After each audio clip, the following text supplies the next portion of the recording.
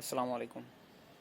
গতকাল রাতে চিকিৎসাধীন অবস্থায় আমাদের সকলের প্রিয় মুখ ওসমান হাদি মারা গিয়েছেন। আল্লাহ তাকে শহীদি মৃত্যু দান করুক এবং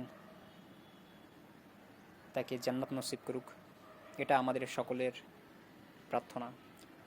তবে তার মৃত্যু পরবর্তী সময়ে উৎসুক জনতা সহ ছাত্র জনতা যারা বিভিন্ন স্থাপনায় হামলা করছে, আগুন দিচ্ছে এবং অফিস সহ বিভিন্ন কিছু ভাঙচুর করছে, হয়তোবা রাগে ক্ষোভে তারা এ প্রকার কার্যকলাপে লিপ্ত হয়েছে। তবে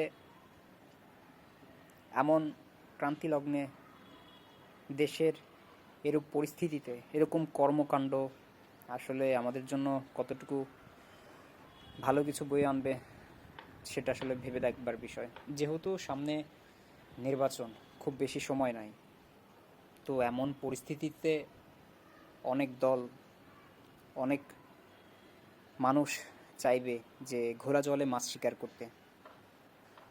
তো এই বিষয়গুলো আমাদের লক্ষ্য রাখা উচিত।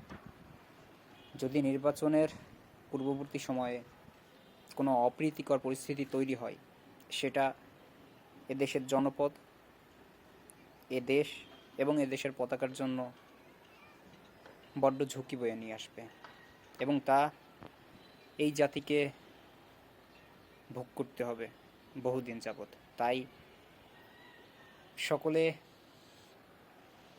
শান্ত হয়ে ভালোভাবে বিষয়গুলো পর্যালোচনা করা উচিত। ধন্যবাদ।